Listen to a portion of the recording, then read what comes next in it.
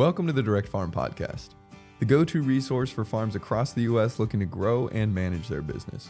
Tune in weekly to hear tips and tactics from our most successful farmers on how to increase sales, access more customers, and save time and money. We'll also speak with industry experts, business leaders, and partners to share the latest farm business trends selling direct to market. Welcome to the Direct Farm Podcast. I'm Rory, your host for today's episode. We've got a great conversation for you today with a member of our Farm Advisor Network, Valarie Luhman of Grass Fed Calico, and her husband, Jared Luhman, who own and operate their farm in eastern Minnesota. Welcome, Valarie and Jared. It's great to finally have you on the podcast. Yeah. Thanks so much. We're excited to be here. To start out, could you guys maybe just kind of introduce your farm, tell us a little bit about how you got into selling your beef direct to market? Yeah. So we are farming here on my family's farm that we've been on for over a century. I don't really know the history entirely, but my dad and I, when I kind of came home from college, had kind of a conversation about what do we enjoy, what do we love, and what do we want the future of this farm to look like. And we both kind of came to the conclusion that grazing is a big piece of it. Soil health is something that we've learned a lot about. And the more we learn about it, the more we realize really there's nothing better than perennial pastures with well-managed livestock grazing it to build soils, and also just the lifestyle of that kind of a farm business is enjoyable. So as we kind of tried to put together how we want to make a business around that in a piece of the country that's largely row crop farmland, corn and soybeans and maybe some alfalfa, as I look out my window is pretty much all I see. We realized that probably just selling a commodity beef in this place wouldn't work. And so we've always focused on trying to sell things at a premium. Dad, for the last 14 or 15 years, we've sold bulls. We have a registered Red Angus herd, about 220 cows. We sell bulls through Faro Cattle Company. And then we also sell grass-fed beef through our brand Grass Fed Cattle Company. And Val can talk a little more about that too. So. Sure. Yeah, we actually have a couple other farms that we sell their meat through Grass Fed Cattle Company too, but we finish some of the animals ourselves, and we have pickup in the Twin Cities and delivery as well. And then we raise a pastured chicken, and we have a pig farmer that we sell pastured pork from as well. So we love that it complements the farm and just gives us another way to sell some of our beef so that we don't have to rely on commodity pricing for it. Yeah, that's really great. Well, and Jared, you talked about like differentiating yourself a bit from kind of the other common ag industries that are around you guys. But what other factors maybe kind of went into your consideration that ended up with you guys deciding to sell your beef direct to market? No, there's a lot of factors to consider. First of all, is do we have markets close by, which we're fortunate to be in a portion of the state and the country that is pretty well populated. We've got a 16,000 person population 10 miles from home, 100 or a couple 100,000 in Rochester, 45 minutes from home. And then we have the Twin Cities, which has a few million people just an hour from home. So we were fortunate to have kind of a market surrounding us that we don't need to deal with shipping and all that stuff. And then another factor, obviously, when considering if this is something can you do, is do you know how to raise the right quality product? And my dad has been grazing for decades, since I think the late 1980s. He went to New Zealand and learned a lot about grazing there in an 8-month trip there and brought that home. And so we've got history in our family of doing this well that I've been able to learn from. So we know we can raise a good product. We know we've got a market. And then I think probably one of the last and better factors was marrying the right person here sitting next to me who enjoys and does well with people and marketing, and really set us up well to go down the direct marketing route at our farm. Yeah, that certainly helps. Being said, Jared was already doing direct marketing before. Well, I mean, we had met, but I was not helping with it at all. So, but I think we both have a passion for it. We love to talk to people, educate on what we do and all of that. So that was definitely a factor too. Yeah. Oh, no, it definitely helps having somebody on either side to have a partner through that. So I think something we really wanted to focus on today was kind of talking about the differences between selling to market and selling maybe the more traditional route, like using a sale barn or something along those lines. So for somebody that might not know, what is the sale barn and what is that kind of path to marketing and selling beef? Yeah. So it's the easiest probably way to market beef. Most communities in our area within 40 miles, I can think of 3 or 4 sale barns that we have. And so we have this market that essentially you can bring any livestock that you have, be it a calf, be it a yearling stocker, backgrounder type weight, or a finished animal, or a cull cow, or something. You can bring almost any livestock class of livestock that you have to the sale barn and sell it that day and get paid for it based on whatever the commodity market values it at.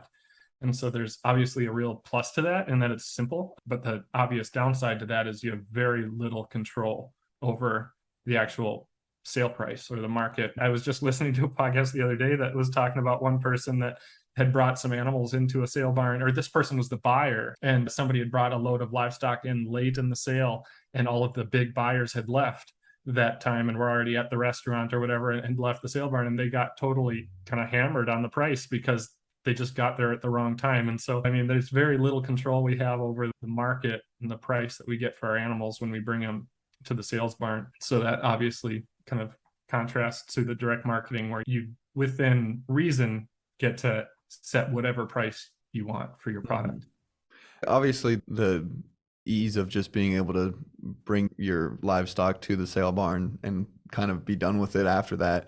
Are there any other kind of advantages that people really like about using that sale barn route? I mean, I think having them, if you have a large group of animals finished at the same time, then you can sell them all at once. And then the processing is kind of off your hands then too, which is, I think, would probably be a big deal for a lot of folks.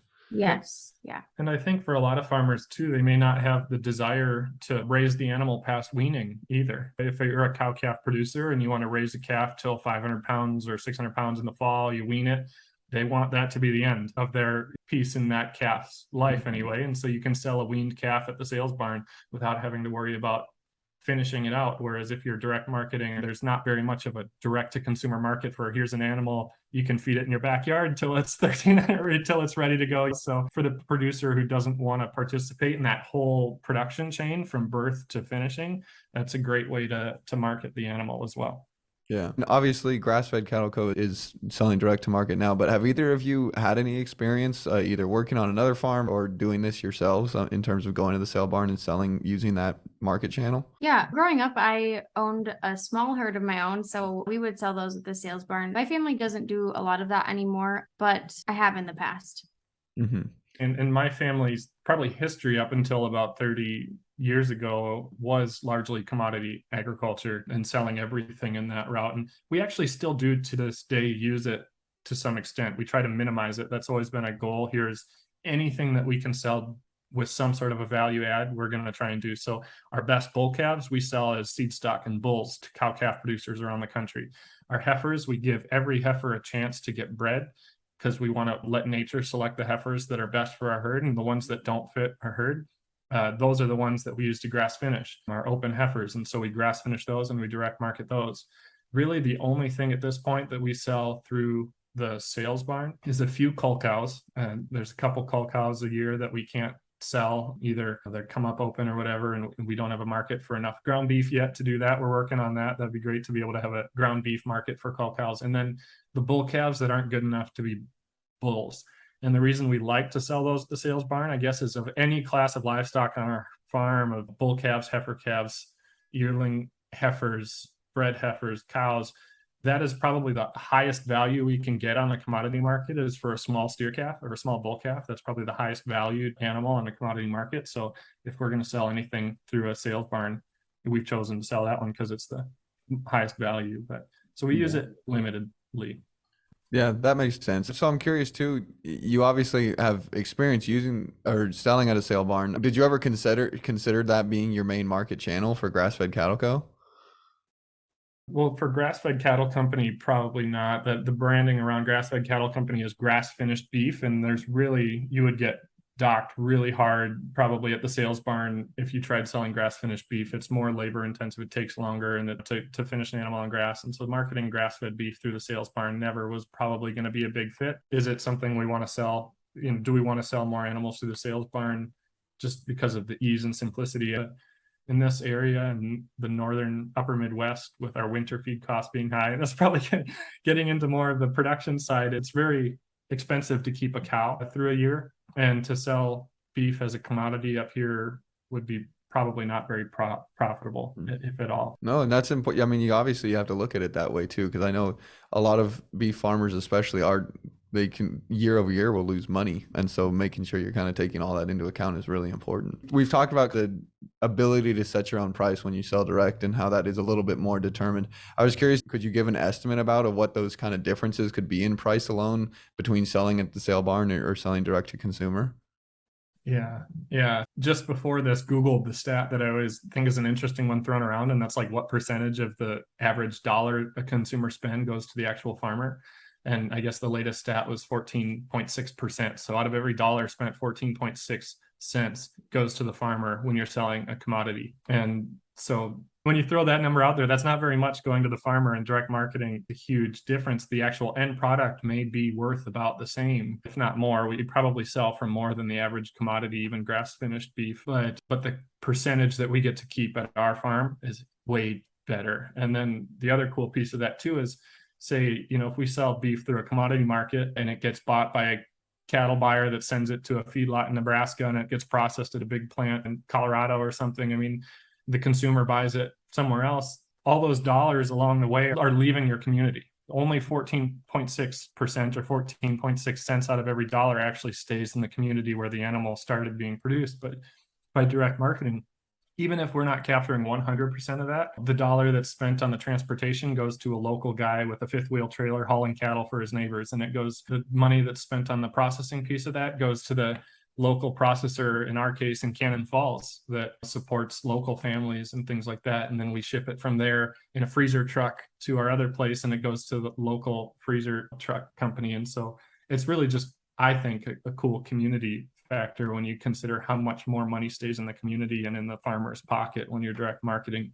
Yeah, that's a really great point because I think obviously buying local and supporting local businesses is such a common trend. And I don't know if people always associate their food with that same trend. But with that system alone, with that supply chain alone, you kind of have to intertwine a whole bunch of local businesses to make that work. That's a really great point. So you talked about like that percentage. How does pricing at the sale barn work? I know you also mentioned that story of somebody showing up at the wrong time and then they get a worse price. How does pricing kind of work at the sale barn? Yeah.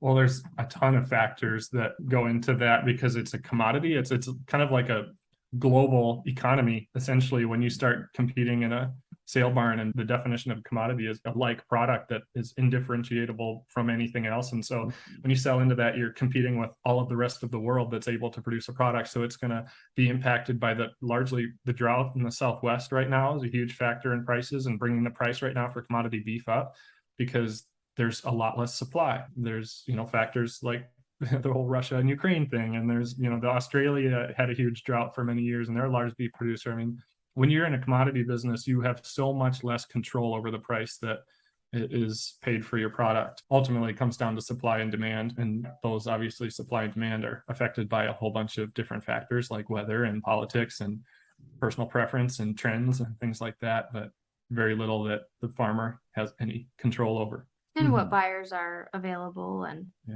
what sales barn you choose, that all of those are factors too. And there are some ways that the producer can control price by maybe selecting genetics that have better carcass weights or carcass traits rather than just selling the live animals, essentially selling where the price is selected after slaughter. And if you have animals that have higher quality meat, they can get paid slightly more. But overall, there's very little percent that the producer can play in their price selection. How frequently will those prices change? Is it daily? Is it throughout the day? I guess you did mention somebody showing up and getting a later price later in the day.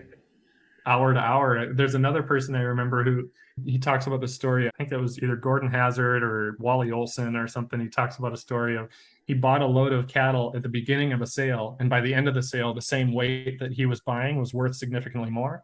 So he went to the back and told him, run him through the sale barn again. And he sold them that same day because the price had gone up throughout the sale. And so it's hard to make a really educated business decision when you have no idea what the market will be. I mean, you can obviously count for large scale trends and weather conditions and stuff, but it can change very quickly and it may not change either for a while. Yeah. Well, and again, I guess as we kind of highlighted at the start, there still is that added benefit as much as that does fluctuate and as much as that is a risk, there's that benefit of the ease of it, I guess. What are some of the maybe resistances that cattle farmers might have to transitioning from selling at the sale barn to then switching to that direct to consumer model? I think the biggest one that comes to mind is just the time that it takes to, I mean, if you're starting out, get pre-orders for the beef that you will have available, and getting a large enough group of people to pre-order the beef that you have ready. I think that's one of the biggest factors people consider, is that they have one group and they're going to be ready relatively at the same time. And sometimes our customers aren't ready to buy all at the same time. So I think that's definitely one factor. Yeah, and resistance. I mean, there's so many different challenges that you don't have to deal with when you sell in a commodity or to a sale barn. I mean, the system that we've chosen involves every pound of beef going through our freezer space and being boxed separately. So in our particular situation, if you don't have a freezer infrastructure to keep up with the meat you have, and you don't have the trucking infrastructure, you don't have the marketing infrastructure, I mean, it can be a real challenge and resistance. And again, knowing yourself, if you don't have the personality type to deal with this or want to deal with this, then that's a pretty big resistance factor too. So for sure, there's a lot of considerations. Well, so yeah, you mentioned all those challenges, and I guess that kind of just like begs the question, I guess, what are like the one or two primary reasons that you guys chose to sell direct to consumer instead of going that route with less friction, I guess?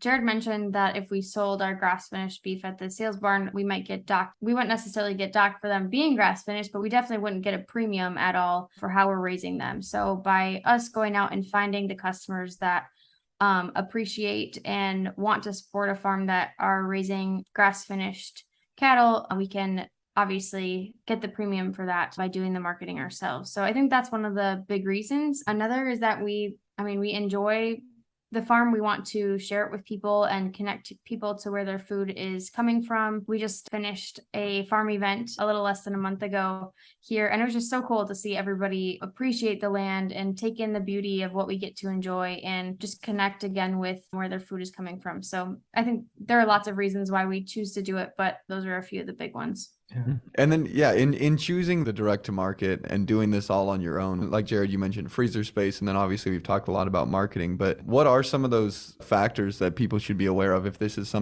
a shift that they're thinking of making?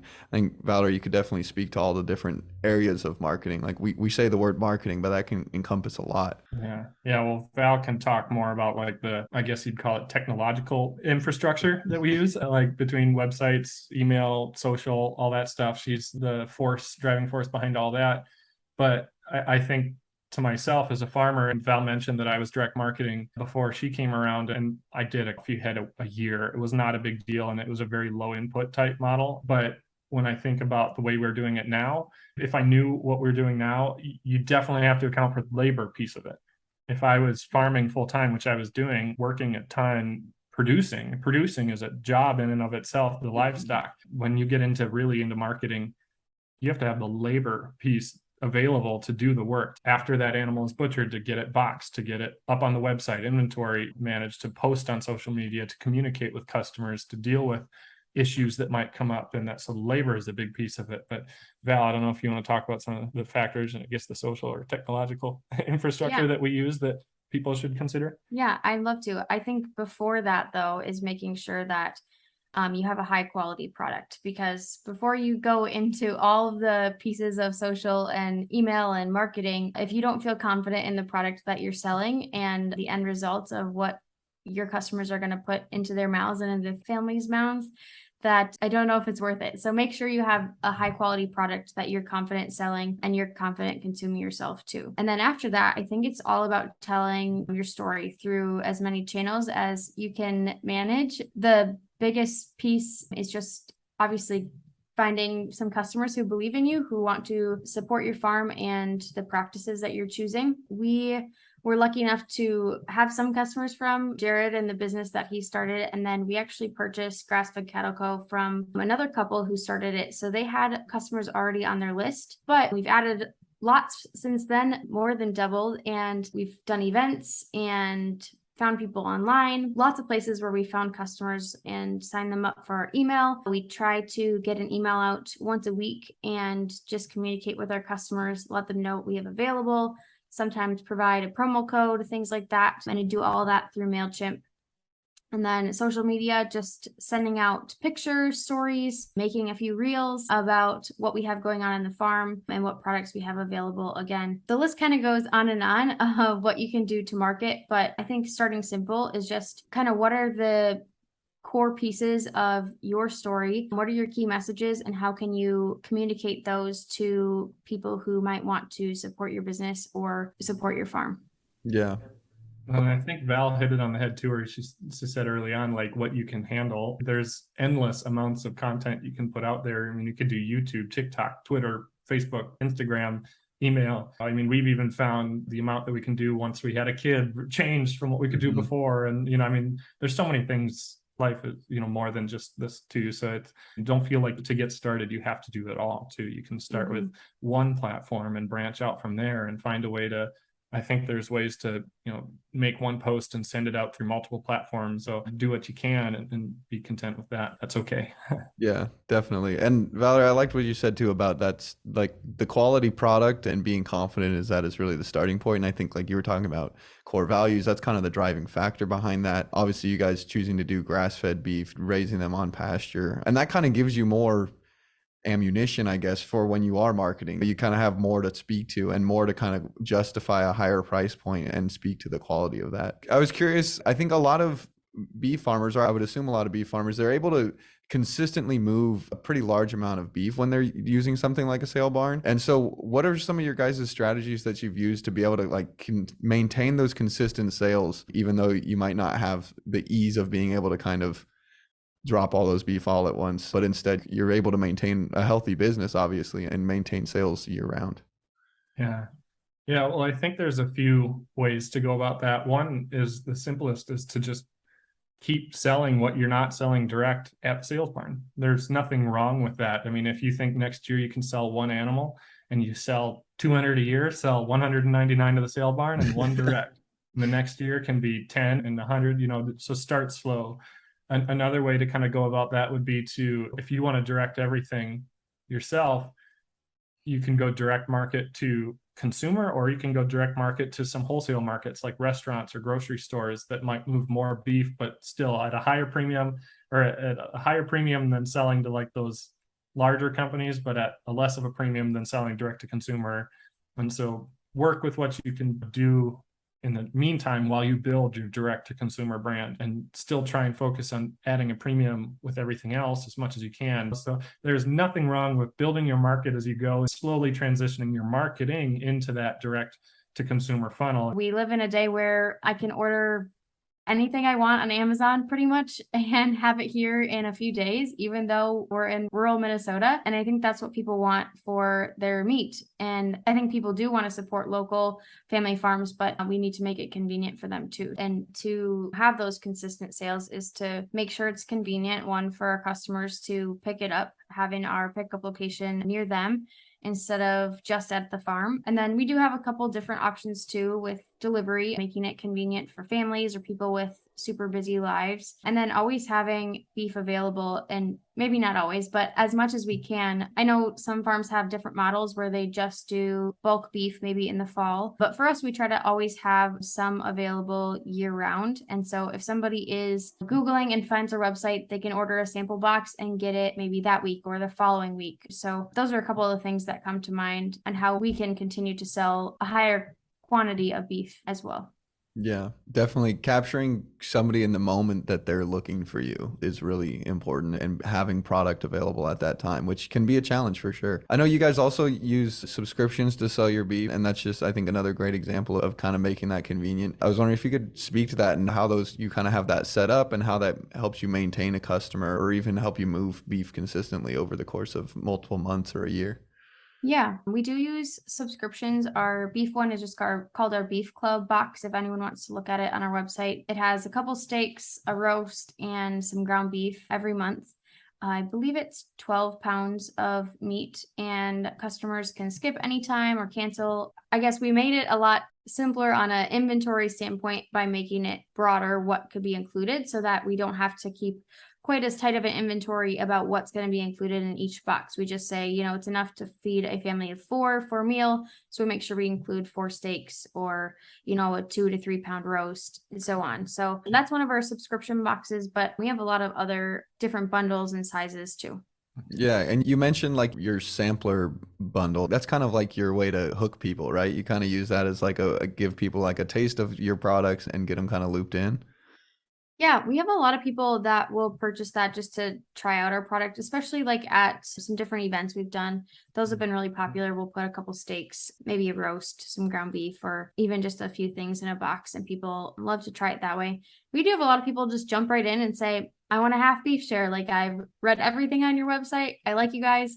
Sign me up. So that's kind of nice too. But the sample box is good for anybody who is cautious or wants to try it out first. And so something else I think that's like, I guess another benefit to going the sale barn route is that you're moving the whole animal at one time. And obviously if you're selling direct to consumer, you have to deal with inventory, I guess is really what it comes down to. Are those kind of those bundle boxes and subscriptions, how do you use those to kind of help manage that? Like, I know you mentioned you don't give too much of a specifics of what is in everything. Does that kind of help you make sure you're moving everything that you have? Yeah, still the biggest piece of our business is our eighth beef shares, I would say is our most popular. And then we sell quarters and halves as well. And so that's a really balanced amount of steaks, roasts, short ribs, flank steak, that kind of thing, and ground beef too. So that kind of keeps our inventory even. We bring in batches of 5 head of beef at a time. They're boxed up by their cut, and then we package as many eighth beef shares as we can. And then after that, what we have left over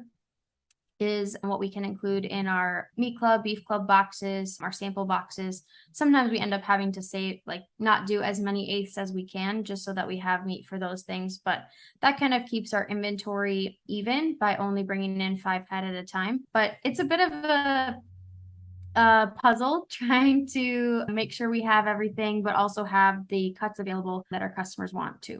I think one of the ways that we've been able to move some of the product that we're not able to move then in the bulk, because that is, you hit the nail on the head with one of the biggest challenges of direct marketing, is Black Friday sale, or we kind of have, I don't know, clear the shelves, kind of we drop the price a bit, and it allows us to offer a Black Friday deal, which is when people are shopping for Black Friday. I mean, if they're going to buy it somewhere, it might as well be from us and stuff. So yeah, it helps us kind of move the product that we have in excess of. But you're absolutely right. And that's probably one of the reasons we've stayed away from going like the restaurant and the grocery store route is they may want all steaks. They want all the steaks that you can send them, but no ground beef or whatever else. And so we got to find a market for all those different products. And we just have not gone down that route of trying to deal with the inventory at that scale. Right now, when we're moving a smaller amount, we can deal with the excess inventory as we kind of have it. But if you start going through a restaurant that goes through 5 head a month and another couple of restaurants that are going through however much a month and stuff, that scares me. So Well, and I'm curious too, even with offering a discount on some of your products, would you still be making more off of that beef with a discount than you would if you were selling that through in the commodity market? Yeah. Oh, I'm sure. Yeah. No, it's still profitable. The margins on a lot of these things are the things we sell by the cut, and the margins on meat by the cut is pretty high because for a reason it takes more work and more management and more effort and stuff to move it, and you're moving it at a smaller scale. So instead of moving 50 pounds of meat, you're moving 5 or something, or 2 or something. So there's definitely more margin in there to cover that. But if you can a Black Friday sale and still move these things at scale, even with a slimmer margin, there's still enough margin there to make it work, I guess. Yeah. No, that's awesome. Well, kind of the final leg of, I guess, the direct market journey is that fulfillment side. And Valarie, I know you kind of started to touch on this earlier, but that can be another big undertaking that you have to figure out and then obviously execute is getting those customers their product. What are the kind of ways that you guys are currently doing fulfillment to get your beef into your customers' hands? Yeah, we have 3 ways. Number 1, we have a pickup location in Edina, which is kind of the central spot for our customers in the Twin Cities. It's a little over an hour away from our house. We have all of our freezers up there. We rent kind of a little like basement office space. So customers can choose that when they fill out an order. And then we bring the box right to their car when they get there for their pickup time. It works really well. It's pretty simple. We offer pickup times about once a week. And the second one is delivery, home delivery in the Twin Cities. We do charge like $15 to $25 based on how far out from our freezer space people are. And then lastly, we offer on-farm pickup for any of our neighbors, community members, or people that might be halfway in between. If they'd rather come and just see the farm or whatever, they can choose that route as well.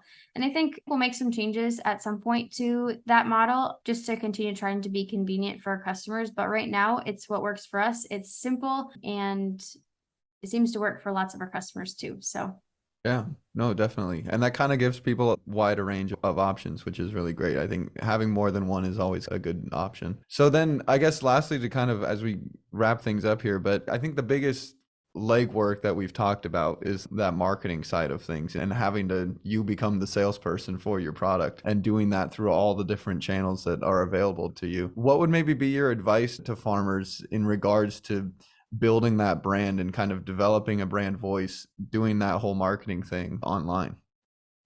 yeah, that's a big question. But I would say, first of all, really sit down and think about your why behind it. If you're going to build a business and spend a lot of time doing this, think about your why, figure out what your key messaging is going to be. I know Barn to Door has lots of resources to be able to do that, but I think that's the base of everything. And then building from there, setting up your business, how it might work best for your family, whether that's maybe selling beef twice a year, or if you're a vegetable farmer, maybe just selling in the summer months or whatever it might be, but kind of deciding on that model. For us, we sell all year round and that works well for us. But then beyond that, I think just starting to build a customer list on MailChimp, starting with maybe your mom and your sister and your best friend. That's a great place to start. And then just figuring out where those potential customers that you're looking for might be, whether it's at events in your community, hanging up signs, that kind of thing, somehow getting people signed up for that email list and start telling your story through that. Something that we've done at events is do a giveaway of some steaks or something to kind of entice people to sign up for our email list, even if they aren't going to buy anything at that event. And that's been really helpful to get new customers. One thing about MailChimp that I love is their welcome series. You can use customer journey to do it and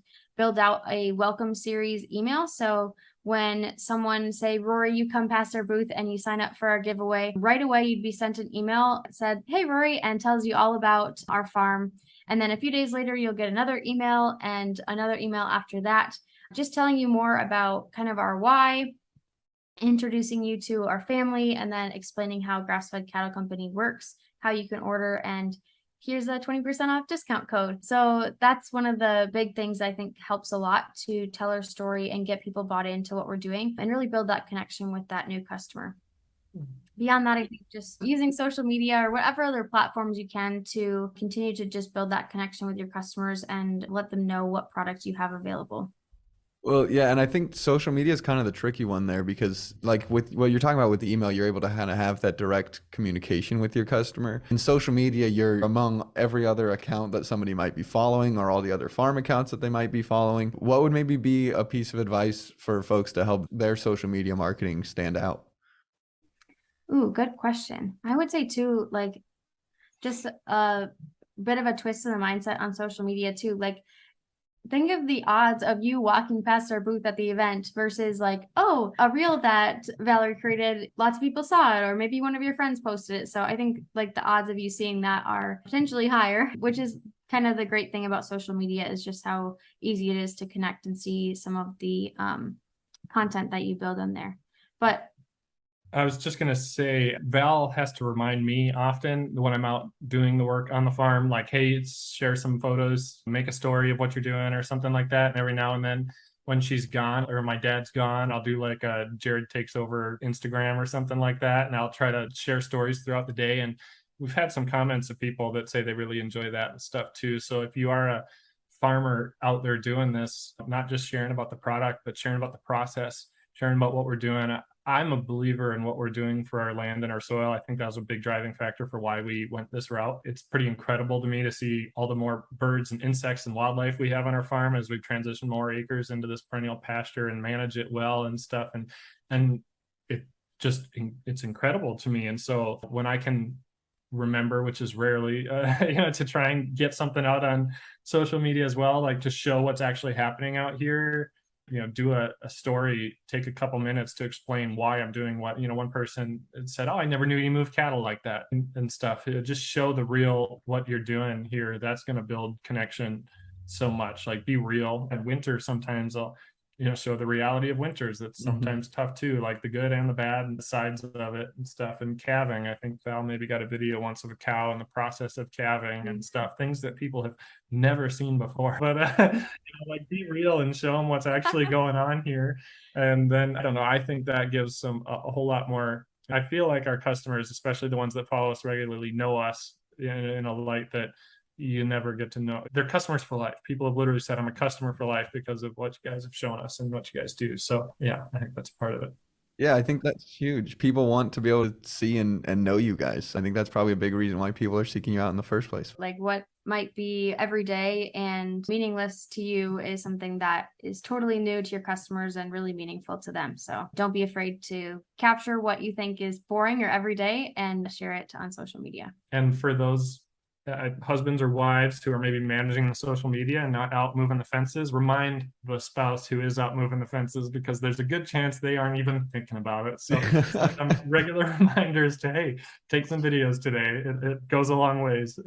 Yeah, definitely. That's great. I'm sure there's a lot of people out there that are thanking you, Jared. Yeah. I think that is important too, because something you started to touch on there, Jared, is people love to see passion, I think, more than anything. I think a lot of times that kind of comes in the form of education on social media, but it's very obvious that you guys are very passionate about the way you raise your animals, the way you treat your animals, and the product that you then provide to consumers. So I think being able to showcase that on your social media can be a huge differentiator as well. I guess as a final question to you guys, what would be your advice to somebody who's maybe thinking about transitioning from selling their livestock through a sale barn and transitioning that to selling direct? I think we've kind of touched on all these pieces, but just to reiterate is, first of all, take it slow. And I guess before you start, to kind of have those pieces set up, figure out your why, your key messages, the structure that works for you and your business and your family, and then just take the first step. Take one of our academy classes that covers MailChimp, or the social media one, or just head over to Barn to Door and ask them where to start. I think no matter where you're at, try to just take it one step at a time and do what you can, because I know it can be overwhelming, but it is definitely worth it when we have these customers that have been on our subscription box for a long time, and the family has 2 little girls that are like 8 and 10, and every time they see us, they say, "My farmers," and it just melts our hearts every time they come pick up their boxes. So it's definitely worth it, and there's a lot to it, but take it step by step, and I think you'll be really thankful you did.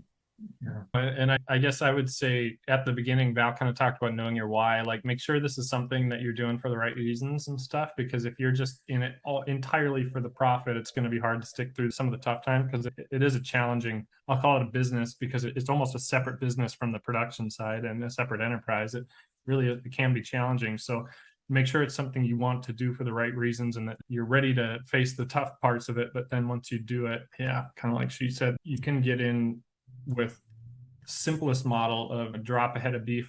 Get a customer who commits to purchasing a portion of beef, drop it off at the freezer, they pay the processor, they make the cutting instructions, they pick it up there, they send you a check. Super easy.